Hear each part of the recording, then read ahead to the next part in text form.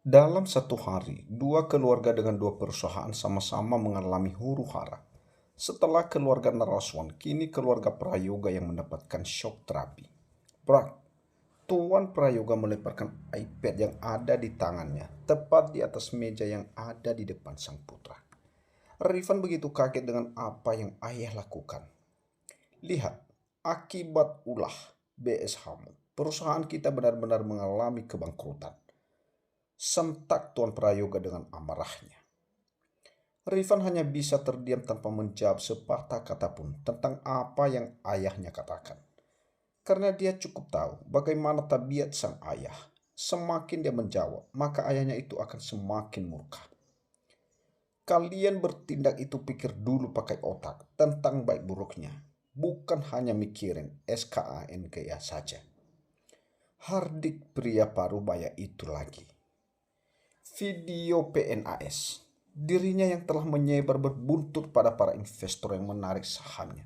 Sehingga mengakibatkan perusahaan keluarganya juga bangkrut. Ayah nggak habis pikir. Kenapa kamu bisa berbuat seperti ini, Rifan? Sentak Tuan Prayoga. Sekarang keluar dari ruangan ayah dan bereskan semua kekacauan yang telah kamu buat. Perintahnya. Rifan keluar dengan wajah lesu dari ruangan sang ayah. Memang dirinya tak sampai mendapatkan amukan, tapi kata-kata sang ayah yang memintanya membereskan kekacauan membuatnya pusing tujuh keliling karena harus memikirkan bagaimana caranya.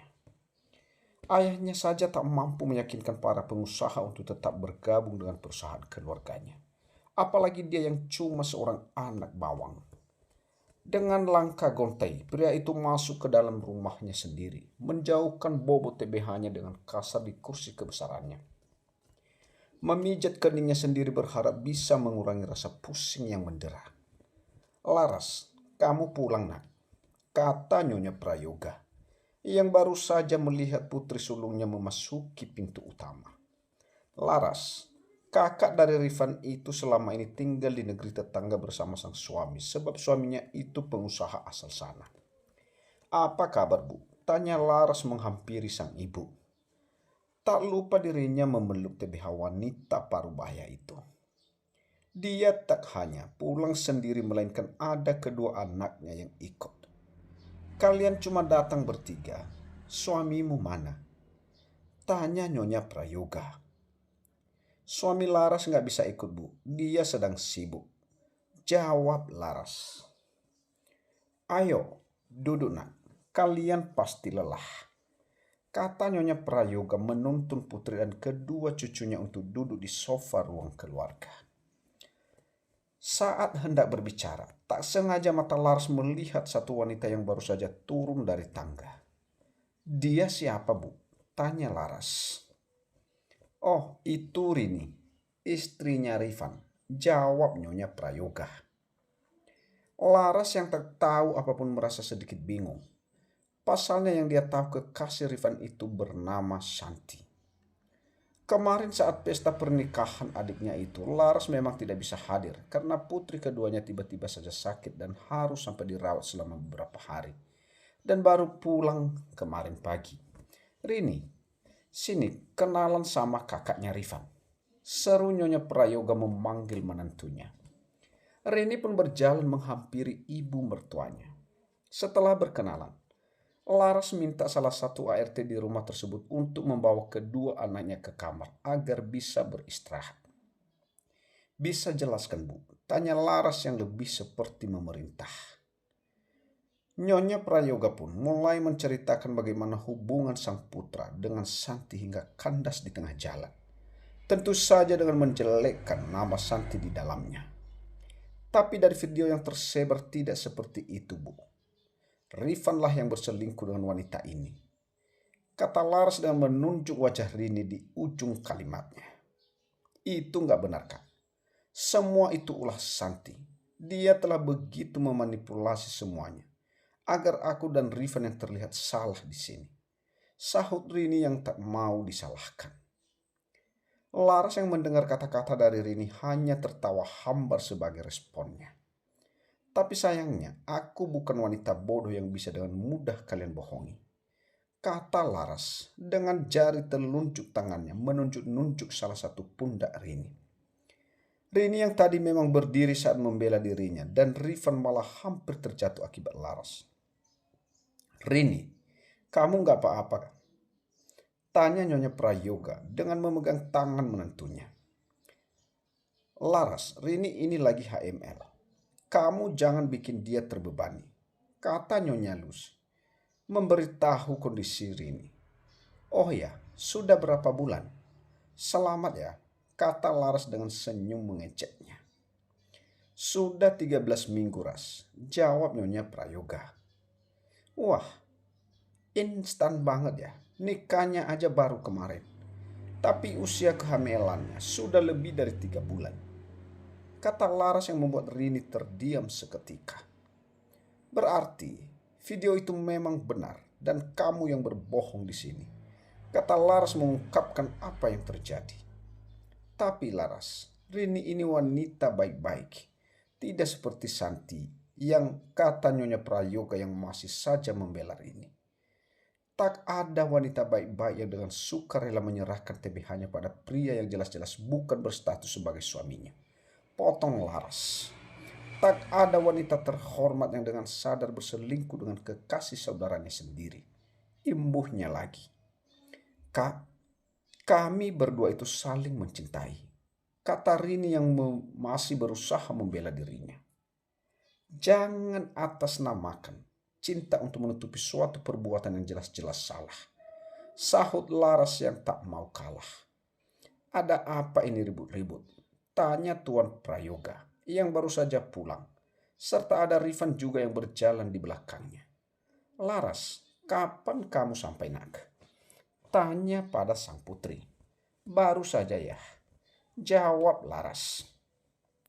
"Ayah, tumben jam segini sudah pulang?" tanya Nyonya Lucy Prayoga. "Kepala ayah sedikit pusing, Bu. Jadi ayah memutuskan untuk istirahat di rumah," jawab Tuan Prayoga. "Bagaimana perusahaan ayah?"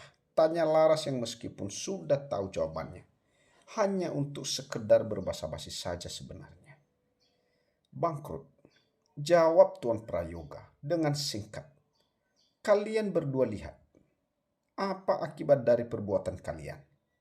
kata Laras pada sepasang suami istri yang masih tergolong pengantin baru itu. "Perbuatan BT serta Hawa NFSU kalian berdua menghancurkan segalanya. Dan bukan hanya kalian yang terkena dampaknya, melainkan orang lain juga," sambungnya lagi. "Kak, ini semua nggak akan terjadi kalau Santi," kata Rifan. "Stop. Berhenti menyalahkan orang lain dan berusahalah untuk introspeksi diri," potong Laras yang sudah begitu muak dengan kata-kata adik serta adik iparnya. Wanita itu kemudian berpamitan pada kedua orang tuanya untuk menyusul kedua anaknya yang kini sedang beristirahat. Di perusahaan Andero, Calvin tersenyum dengan apa yang telah asistennya itu laporkan. Dia begitu PUAS dengan kerja Nick untuk memperporanda keluarga Naraswan dan Prayoga.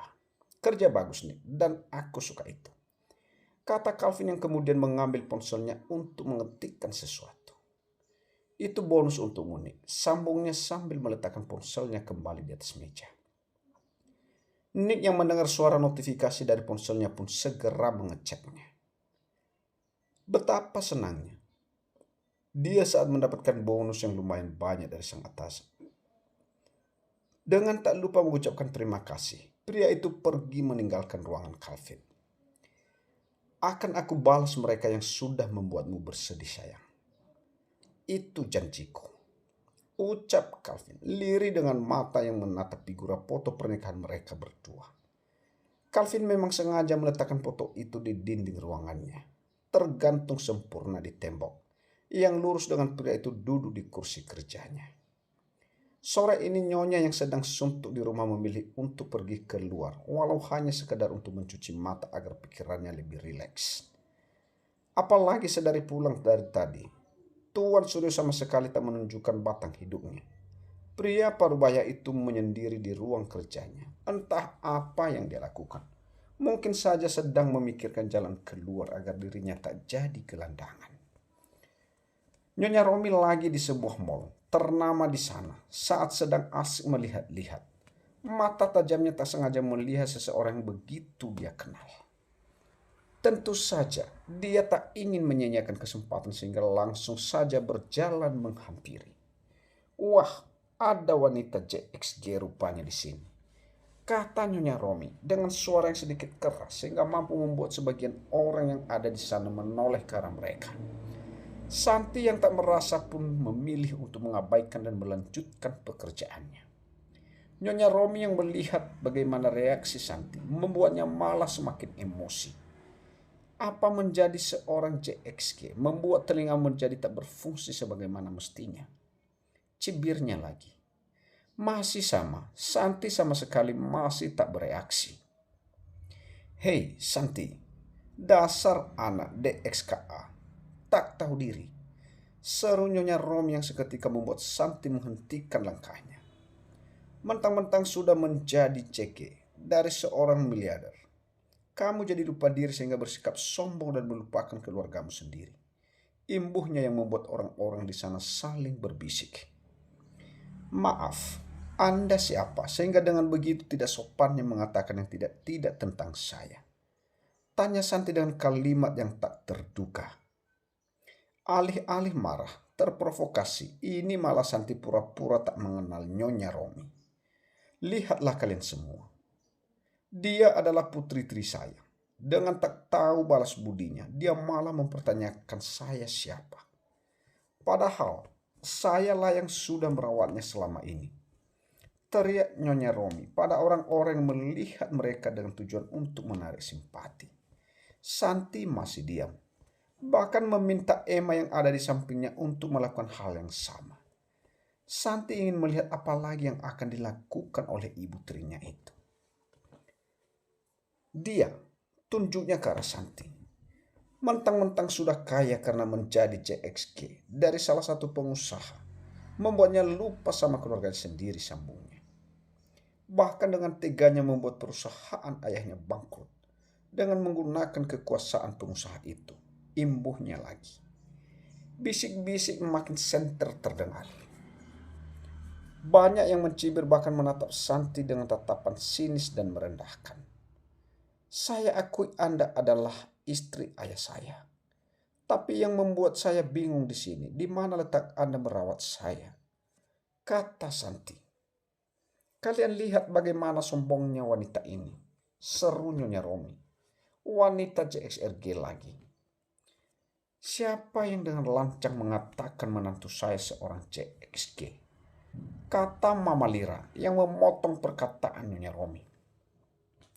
Wanita parubaya itu sudah ada di sana sejak Santi mulai dicaci maki.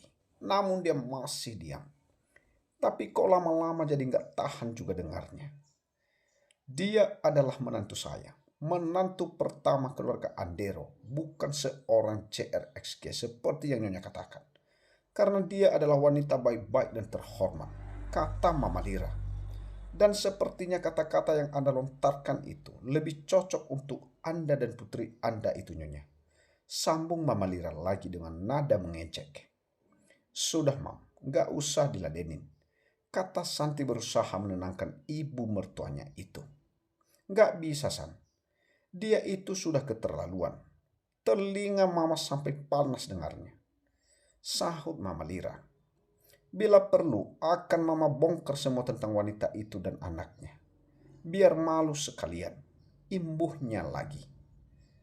Seenaknya ngatain kamu JXG. Padahal putrinya sendiri yang JXG, sambungnya. Biar Santi yang selesaikan, Mam. Kata Santi. Mata Santi langsung menatap tajam ke arah Nyonya Romi berada. Anda berulang kali mengatakan saya CXG. Sekarang saya tanya, kalau saya CG, maka sebutan apa yang pantas diberikan pada putri Anda? Tanya Santi. Seorang wanita yang dengan sadar berhubungan BDAN dengan tunangan saudari tirinya sendiri. Bahkan bukan sekali atau dua kali, melainkan berkali-kali. Sambung Santi. Yang Anda katakan dengan merawat saya, apakah dengan memperlakukan saya dengan buruk di rumah, saya sendiri bisa disebut dengan merawat, serta menahan hak saya sehingga saya harus bekerja demi bisa melanjutkan pendidikan meskipun keluarga saya amat mampu untuk mencukupinya. Sambungnya lagi, apa perlu saya beberkan semua buktinya di sini agar orang-orang bisa menilai sendiri bagaimana saya, Anda dan putri tersayang Anda, tanya Santi, sehingga membuat Nyonya Romi bungkam. Karena ngomong-ngomong, orang di sana berbalik membicarakannya. Nyonya Romi memilih pergi diiringi sorakan dari pengunjung yang lain. Kamu nggak apa-apa sayang? Tanya Mama Lira setelah semuanya bubar. Aku nggak apa-apa, Mam. Jawab Santi. Mama kok ada di sini? Tanyanya. Iya, tadi Mama ada arisan di salah satu resto yang ada di sini. Jawab Mama Lira. Kamu sendiri? Tanyanya. Aku cuma jalan-jalan aja, Mam. Jenuh di rumah. Jawab Santi. Calvin lembur lagi ya? Tanya wanita paruh baya itu yang diangguki oleh Santi. Maafin Calvinnya Santi. Dan Mama harap kamu bisa mengerti, kata Mama Lira dengan kedua tangannya memegang tangan Santi. Iya, Mam, Santi ngerti kok, sahut Santi dengan senyum beir-beirnya. Kedua wanita Andero itu kemudian memutuskan untuk pergi berbelanja bersama.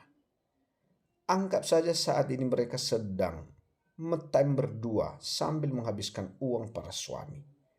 Nyonya Romi yang masih merasa kesal pun begitu sampai rumah langsung masuk ke dalam ruang kerja Tuan Suryo.